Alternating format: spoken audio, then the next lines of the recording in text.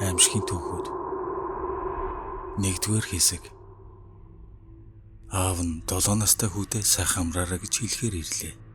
Хэрв тэгж хэлэхгүй бол хүн унтж чадахгүй гэдгийг сайн мэднэ. Тэд орой болгон ингэдэг. Тэгээд бүдэг гэрэлтэй өрөөнд ороход хүн хүнжлээр өөрийгөө нүмерчгсөн сууж байв. Аав нь үүнийг хараад ямар нэг зүйл биш байгааг анзаарсан тул хүүгээсээ чи зүгээр үү гэж асуулаа. Хүү дуугарсангүй. Тиймээс хүнжлийг нь татж харвал хүн нэг л хачин нэмсгэлж байв. Хүү "Аава, миний орны дор мангас байгаа эсхийг шалгаад өгөөч" гэж хэлэхдээ инээсэн хэвээр. Аав нь өвдөг сөгдөн суугаад орон доогуур харав. Гэтэл орон доор нүүрэн цанх хийсэн хүү айж чичгэнсэн хоолоогоор "Аава, миний орон дээр хүн байна" гэж шивнэлээ. Нэгэн залуу ганцаарчилсан явган аялал хийхээр шийджээ. Анх удаа ийм аялал хийж байгаа нь энэ. Оймод гол горхийг гаталсан хэвийн аяллаа өдөр өнгөрөв. 8 цаг орчим алхасны дараа нар шингэж эхэлсэн тул буцахаар шийдсэн ч ирсэн зам олж чадалгүй нэлээд хугацаа өнгөрлөө. Эцэст нь залуу төвөрснөө ойлгож сандарч эхлэв. Ойд нар шингэснээс хойш амархан харанхуй болдог. Түүнд гарч идэнгээс өрзүүл байсангүй. Ийм харанхуй цааш явбал бүр л илүү хол төөрнө гэдгийг ойлгож байлаа. Гэтэл Азар нэг эвдэрсэн жижиг модон байшин тааралдав. Ойртож үзвэл хүн амьдарч байгаа шинж харагдсангүй. Магадгүй хэдэн жил ч энд хүн ирээгүй юм шиг хуучирсан навсгар байшин. Гарч идэнгийнх нь цэник дуусч байгаа учраас өглөө болтол энд амархаас өөр аргагүй болжээ. Хэд хэдэн удаа хаалгыг нь тогссон ч хэн ч онгойлгосонгүй. Хаалгыг татж үзвэл онгорхоо байлаа. Өрөөний голд маш сайхан том ор байна. Залуу орон дээр хөвтөд бодов. Хэрв эзэн нэрвэл төөрсөн тухайга тайлбарлаад хэлчихнэ. Нэг их дурууцахгүй байх. Эсвэл энд хэн ч амьдрдаггүй болохоор санаа зовх юм алга гэж бодлоо. Тэгээд орон дээр тухлангаа харанхуй өрөөнд доторхыг тойруулан ажиглав. Ханан дээрх зургууд түүний анхаарлыг татав. Учир нь хачирхалтай царайтай хүмүүсийн хөрөг зургнуудаар дүүрэн байлаа. Тэдгээр зургууд бүгд түүн рүү ширтэж, зарим нь бүр инээмсэглэж байгаа нь түүнд жихүдс төрүүлсэн боловч удалгүй аялалдаа ядарсан учраас нойрондоо дийлдэн нам унджээ. Маргааш өглөө түүнийг сэрхэд нар мандсан байлаа. Залуу босд суугаад эргэн тойрноо харсны дараа хөдөлж чадалгүй зогтосов. Учир нь өрөөний хананд ямар ч зураг байсангүй. Зөвхөн цонхнууд байх нь тэр. Нэг л өдөр өгсөн хүмүүс тэнгэрээс унаж эхэлсэн. Тэд бүгд чармай нүцгэн бас нүрэндээ аимшигтай нэмсэглэл тодруулсан байлаа. Эхэндээ цөөхөн байсан боловч дараа нь хэдэн зув, хэд мянгаараа унаж машин, байшин, хурдны зам дээр унаж түүнд дарагдаж олон хүмүүс нас барж эхлэв. Унсан цогцсон дарагдаж амиа алдсан хүмүүсийг оршуулсны дараа удалгүй тэд ч мөн унаж эхэлсэн. Тэдний хаанаас унаж ирээд байгааг хэн ч ойлгосонгүй. Хаасайгүй юм цогцсуудаар дүүрсэн болохоор тэднийг шатааж устгаж эхэлсэн ч удалгүй тэд ч гэсэн тэнгэрээс унсаар. Энэ бүхний эцэст би нэг зүйлийг ойлголоо. Там дүүрсэн бололтой. Эмч шинэ ажилд оржээ. Энэ эмнэлэг өвчтнүүдэд өнгөт туузаар тэмдэглэдэг. Энгийн өвчтнүүд ногоон бугавчтай бол нас барсан хүмүүст улаан бугавч зүүлэгдэг. Нэгэн шөнө эмчийг эмнэлгийн подолоос хідэн зүйл авчрахыг даалгаснаар тэр лифтэнд суухаар хүлээн зогсов. Лифтний хаалган гойход өөр нэгэн өвчтөн эмэгтэй зогсож байлаа. Эмнэлгийн зарим өвчтнүүд ялангуяа удаан хугацаагаар эмчилгүүлж байгаа хүмүүсийг эмнэлгийн эргэн тойронд ойр зур явахыг зөвшөөрсөн байдаг. Тэд 10 цагаас өмнө өрөөндөө буцаж ирсэн байх ёстой дүрмтэй. Тэдний л нэг байх гэж бодлоо. Эмч очих давхрын дугаарыг дарахдаа лифтэнд зогсож байсан хүн ямар ч давхрын товчлуурыг дараагүй байгааг анзаарав. Гэхдээ тэр ч бас хонгол руу явж байгаа байх гэж бодоод л өнгөрлөө. Эцэст нь тэд хонголын давхарт ирж хаалган гойв. Гэтэл хэн нэгэн хүн хонглоор лифт рүү алхаж байсан бөгөөд баг зэрэг доглох хажээ. Эмч түүнийг харсан даруйдаа сандарч шууд лифтний товчлуурыг дарж хаалга хаагдлаа. Тэд буцаад дээшилж эхлэв. Айсан эмчийн зүрх бараг сонсогдохоор чанга цоглоно. Та яагаад ингэсэн бэ? Тэр хүн ч гэсэн лифтэнд суух гэж байна шүү дээ гэж нөгөө өвчтөн эмэгтэй хэлв. Эмч чи түүний гарыг харсангүй гэж үү? Тэр улаан бугавчтай байсан. Би түүнд хагалгаа хийсэн болохоор мэдж байна. Тэр бол өчигдөр нас барсан хүн гэлээ. Үүнийг сонссон эмэгтэй гараа өргөн харуулхад түүний гаранд улаан бугавч байлаа. Тэгээд өвчтөн эмчийн нүд рүү ширтэж аимшигтай хүүднээр нэмсэглээд энэ шиг үү гэж хэлв. Нэгэн охин дээд давхрын өрөөндөө гэрийн даалгавраа хийгээд сууж байлаа. Энэ үед түүний ээж нь оройн хоолоо идэрэй гэж цаад өрөөнөөс хашгирав. Охин хийж байсан юм орхиод үсрэн босч өрөөнөөс гарчгүй лээ. Гэтэл хувцсны өрөөнөөс хэн нэгэн түүнийг угц татан оруулаад амыг нь гараараа таглав. Сандарсан охин эргэж харвал түүний ээж нь айж боломгдсон байдалтайгаар "Охин минь битгий тийшээ яв. Би ч гэсэн сонссон" гэж хэлв. Хүү 12 настай. Тэрээр шөнө өрөөнийх нь гадна ямар нэг чимээ гарсны дараа сэрлээ. Тэгээд хаалганы завсраар харвал эцэг эх хоёрын цогцсны хажууд хэн нэгэн зогсож байв. Хүү маш их айж цочрдсон учраас чимээ гаргахгүй тулд амаа дарж байлаа. Гэтэл алуурчин хан дээр цусаар ямар нэг зүйл бичиж эхлэв. Харанхуй байсан учраас тодорхой харагдсангүй. Хүү өгтлээ айсан учраас буцаж орондоо ороод хүнжлөрөө өөрийгөө бүтээв. Удалгүй хэн нэгэн түүний орон доогуур гулсан орхон сонсогдлоо. Тэгээд орон доор түүний хүн дээр шүүхтэн амьсгалах нь сонсогдов. Хүү ямар ч чимээ гаргахгүй хичээж үндсэн дөр үзүүлэн хөвцсээр нилээд хугацаа өнгөрлөв. Түүний нүд аажмаажмаар харанхуйд дасаж эхлэв. Хүү хүнжлөө сэмээрхэн сөхөж хаалганы завсраар харагдах хан дээрх бичээсийг уншив. "Би чамайг сэрүүн байгааг мэдж байна" гэж уншихтай зэрэгцэн түүний хүнжлийг шувт татав. Шөнийн 1 цаг. Сэм зочны өрөөндөө харанхуйд сууна. Тэр ийм байдалтай цаг гараа хөдөлсөнгүй. Урд орой болсон осол түүнд дахин санагдж байлаа. Улаан гэрэл ассан, бас тэр хурдаа нэмсэн. Гэтэл түүний баруун талаас гинэт гарч ирсэн дугуйчин. Сигналаа дарсан боловч хитрхи оройтсон байлаа. Дугуйтай хүн эргэлдэн үсэрч замын хажуугаар үхэтхийн унав. Сэм цааш давхихдаа түүнийг босож ирэх нү гэж голын таландаа харсан боловч босож ирсэнгүй. Тэр сандарч, чичирч, гэртээ иртлээ арын таландаа эргэн харсаар явлаа. Тэнийг навш жаахан л хүлээж ихдэг байж. Тэр хүн амьд байгаа болов, хүнд бэртсэн болов, магадгүй ягажгүй ч юм билүү. Би тэр дорн цагдаад мэдэгдээд дөрвөн тусламж дууддагч байж юу. Би ер нь ягаа цухтаачих вэ? Одоо ч гэсэн цагдаад хандаж болно шүү дээ. Гэхдээ хэн ч хараагүй ч юм билүү. Гэх мэт олон зүйл бодогдоно. Гэтэл хаалга тогшов. За өнгөрчээ. Тэд намайг олцгож. Ингээд бүх зүйл дуустдаг юм байж. Хаалга тайлахаас өөр аргагүй болжээ. Ахаа зүгтвэл асуудлыг уламжлалд ордуулна гэдгийг тэр сайн мэдчихлээ. Хамаг биеийн чичирсэн хിവэрээ босоод хаалгаа онгоолгов. Нэг цагдаа зогсож байлаа. "Та сайн мөн үү?" гэж цагдаагийн офицер асуулаа. "Тийм ээ" гэж гимшингүй хоолоогоор хариулв. "Уучлаарай. Харамсалтай нь танд муу мэдээ дуулгах нь. Өнгөрсөн орой таны хүүг дугуй тавьж байхад нь машин мөрөгжээ.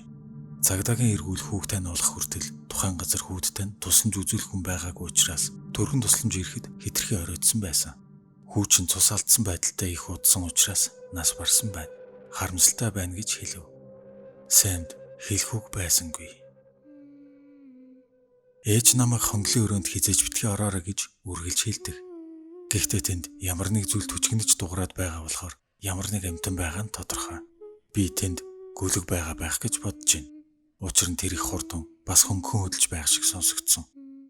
Би хонглын хаалгыг сэмхэн онгойлгоод хідэн шат доош алхлаа. Бүдэг гэрэлтэй бас хамар цоригсон муухай өмхийн үнэр. Гэтэл гинэт ээж гарнаас минь уугц татан хонглоос гаргаж над руу хашгичиж баахан загнав. Ээж над руу өмнө нь хизээч тэгж орилж хашгирч байгаагүй болохоор би уйлчихсан. Тэгээд ээж намайг дахин хонгол руу битгий ороорой гэж хэлээд надад чихэр өгөв. Би чихрэн дуртай болохоор ээжээс хонголд байсан хүүхэд яагаад ямар ч гар хөлгүй юм бол яагаад гөлөг шиг чимээ гаргаад байсан талаар асуусангүй. Би Швейцарын хойд хэсэгт амьдардаг. Манай энд дэлхийн 2 дугаар дайны үеийн олон хуучин цэргийн новчнууд бий. Би 8 настай байхдаа 3 найзтайгаа хамт жижиг ойн доторх толгод дээр байдаг эдгээр нууцнуудын нэгэнд нь орж үзэхээр явлаа. Гол хаалга түгжээтэй тул эвдэхэр шийдсэн ч бид эвдэж дийлсэнгүй. Гэтэл хажууханд нь нэг цоорхоо нөх байна. Ойролцоогоор 10 см орчим хэмжээтэй. Нэг найз маань түүгээр харвал баруун зүүн талдаа өрөөнүүдтэй урд эвдэрсэн харанхуй хонгил харагдаж байна гин. Гэтэл тэр гинэт хоош ухарж унаад дотор нь хүн байна гэлээ. Тэгэхээр нь би нөхөр харав. Зүүн талын өрөөний мохорт гэрэлцсэн хоёр ногоонууд яг над руу ширтэж байлаа. Би айсандаа мөн л арагш унав. Яг тэр мөчид хэн нэгэн бункерийн хаалгыг дотор талаас нь маш хүчтэй цоглоо. Бид нар байдаг чадлаараа хашгираад эргэж шаралгүйгээр зүхтцгаасан. Маргааш нь сургууль дээр найзуудтай хэлэхэд итгэхгүй байсан учраас 7 хоногийн дараа бид дахиад л нөгөө бункерт ирлээ. Гэтэл хаалгыг нь том төмөр цоожоор дангиндлан цоожилжээ. Бидний урам хохорч буццгаасан юм. Харин одоо би 20 жилийн дараа дахиад энэ хаалганы өмнө зогсож байна. Энэ удаа хаалгыг эвдэж чадах багж хэрэгсэл надад бий. Хэдийгээр надад нэг л эвгүй санагдавч энэ хаалгыг онгойлгож үзэхээс нааш санаа минь амархгүй. Энэ явдал одоогоос 2 жилийн өмнө тохиолдсон. Би одоо юу хийх, хаашаа хандхаач мэдэхгүй байна. 2 сартаа нялх хүүхэд маань хажуугийн өрөөнд унтдаг. Шүн дөлөөр би сэрлээ. Би орны дэрэгдэх хяналтын дэлгэц рүү харвал хүү маань алга болсон байлаа. Сандарч боломгдсон би хэсэг хугацаанд хөшчихсөн. Тэгээд эргэж харвал эхнэр маань хажууд унтж байна. Би камерын дууг нь чангаллаа. Гэтэл хэн нэгэн эмэгтэй бүүгийн дуудуулж байгаа нь сонсогдов. Намхан уянгалаг хоолоогоор нүдэ анаад сайхан зүүдлээрээ гэд дуулж байна. Би өрөөнөөсөө гүйж гараад хүүхдийн өрөөнд үсрэн орлоо. Гэтэл хинч байсангүй. Хэсэг хугацаанд хайсны дараа хүүгээ орондоороос олсон. Тэгээд хүүгээ шалгаж үзэхэд гэмтэж бэрцсэн зүйл харагдсангүй. Эхнэрийг орж ирэхэд болсон явдлын талаар ярьсны дараа бид эргээд амарцгаасан. Хамгийн аимшигтай нь юу гэж тэр өдрөөс хойш хүү маань нэг ч удаа уйлаагүй. Ямар нэг зүйл биш болсон гэдгийг би мэдээд байна. 2 дугаар хэсэг. Богино түүхүүд. Ойд олон хоног төрж өлсөж үхтгийн даваан дээр ашгүй нэг явган аялагч тааралдаж амийг минь аварлаа. Түүнтэй таарсандаа би ямар их баяртай байсан гэж санана. Харин би одоо цатгалан байна. Түүний хашгирахыг хэн нэгэн сонсоогүй гэж найдаа. Мангасуудаас бүү. Тэднийг хайгаад үз. Зүүн тийш, баруун тийш, орныхаа дор, хувцсны шүүгнийхээ ард хайгаад үз. Харин хизээж битгий дээшээ хараарай. Тэд харагдахыг үзэн яддаг. Тэрээр урт өдрийн ажлын дараа ядарсан учраас гэртээ хараад ганцаараа 50 амархаар шийдэж гэрлийн унтраалгаа дарлаа. Гэхдээ унтраалган дээр өөр хүний гар байгаа нь тэмдрэгдэв. Охин маань үргэлж шүн дунд уйлж хашгирдаг болсоор удаж байна. Би түүний булшин дээр нь очиж ингэхэ болохыг гуйсан боловч тус болсонгүй. Шүн дунд эхнэр намайг сэрээгээд маш их айж сандарсан байдалтайгаар гэрт гадны хүн байна гэж хэлв. Би түүнээс ч дутхааргүй их айж байлаа. Учир нь 2 жилийн өмнө эхнэр маань үл мэдэгдэх хүнд алуулсан. Сувилагчийн тэмдэглэл 3 кг 500 г жинтэй, 47 см урт, 32 шүдтэй. Энэ хүү чимээгүй, үргэлж инээмсэглэдэг.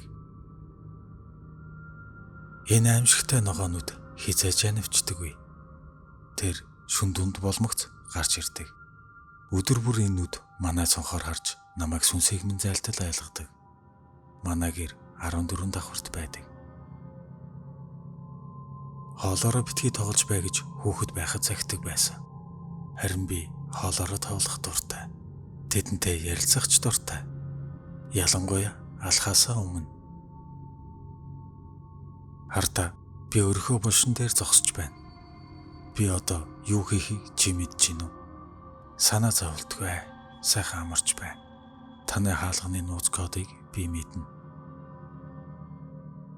Би шүн дунд сэрээд цагаа харвал шөнийн 3 цаг 15 минут болж байна. Гэтэл хаалганы араас хэн нэгэн хүн гарч ирээд миний эцсийг хүү татаж тэсвэрлэхийн аргагүй өвдөв. Би аимшигтай хард харсан зүуднээсээ арай хийж сэрлээ. Хэсэг хугацаа өнгөрч тайвшраад цаг руугаа харвал шөнийн 3 цаг 14 минут. Миний ард хаалгаж ахрах чимээ сонсогдов. Оршуулганы үйл ажиллагаа дуусны дараа би гэрлүүгээ харж явна. Машинууд явган хүний гарцан дээгүүр давхилдахыг хараад миний нулимс өөрийн ирэхгүй дуслав. Гэтэл хүү минь миний гараас чангатгаад санаа зовлтгүй ааваа. Тэд намайг дахиж дайрч чадахгүй гэж шивнэлээ. Ээж нь охиноо уйлахыг сонслоо.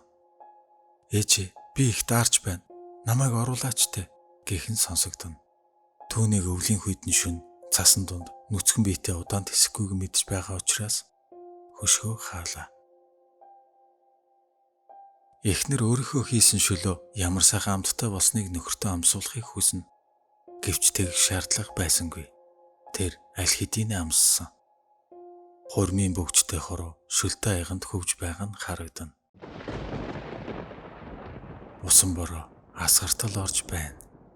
Миний аз таарчээ. Би машиныхаа бүх цонхыг онгойлгоод салхи сөрөн хар хурдаараа давхина. Цэвэр агаар ухаан санааг минь балартуулж байх шиг. Учир нь арын суудалд сууж байгаа ялзарсан хүний үнэрт бүр дасчихсан байсан бололтой. Орой бүр ажиллаа тараад ирэхэд энэ нохоо над руу гүйж ирэх юм. Ийм байдалтайгаар хэдэн 7 хоног боллоо. Азар тэр юу ч хэлэхгүй юм да. Энэ бүх хугацаанд тэр миний гарнаас эзнийхээ цусыг үнэрсэн бололтой. Хажим муухай зүудний дараа би сэрлээ. Шүн дунд болжээ. Тас харанхуй. Бас хүйтэн байна. Гар хөлөө хөдөлгөж үзлээ. Хөдөлж байна. Намайг ямар нэг хайрцаг шиг юмд хийжээ. Би хайрцагнаас гарахыг оролдож байдаг чадлаараа тэжилж бас орилж эхлэв. Туслаарай, туслаарай. Хэн ч ирсэнгүй. Учир нь би моргт хэвтэж байлаа. Өнөөдөр охин маань миний нэрийг шивнэхийг сонслоо. Маш цэвэрхэн тод хэлсэн. Гэхдээ гол нь би дөнгөж 7 сартай жирэмсэн. Би орой болгон 4 настай охиныхоо орон дээр суугаад дуртай дууган дуулж хазар дээр нь үнсэж унтуулдаг. Бүр нялхаас нь л тэгээд сургачихсан юм. Тэгээд өнөөдөр дуулж дуусаад түүн рүү нэмсгэлэхэд ээжээ одоо бол та өгчгсөн гэж шивнээд цаашааран хэвтэв. Миний санаж байгаа хамгийн сүүлийн зүйл ганц секундын л дурсамж. Машин зам дээр хаасаагүй цацагдсан хачин цагаан зүйл яг л тархи шиг харагдсан. Би амралтын өдрөөр хамгийн сайн 3 найзтайгаа салхинд гарлаа. Биднийг 3 үгээр л тодорхойлж болно. Эдгээр 3 үгс бол алуурчин, гэрч, үгсэн хүн. Манай ангийн хамгийн царайлаг залуу над руу өргөлж ширтдэг. Гэхдээ нэг л өөрөөр хараад байдаг л да. Тэгээд би түүнээс яагаад над руу ингэж хачнаар ширтээд байдгийг нь асуулаа. Гэтэл тэр үнэндээ над руу биш, миний мөрөн дээр сууж байгаа аимшигтай чөтгөрийг хардаг гихэн тэр. Би гар утсаа шалгалаа. Утсан дээр миний ундж байгаа зураг хадгалагдсан байна. Гэхдээ би ганцаараа амьдардаг. Өчигдөр юу болсныг сайн санахгүй байна. Бид нэлээд ууж наригсан. Тэгээд өглөө босоод нүрээ будах гэсэн боловч талинд миний тусгал харагдсангүй. Би намайг авраарай гэж хоолоогоо сөөдөл орилсон ч хэн ч намайг сонсохгүй. Дэважинд надаас өөр хүн алга.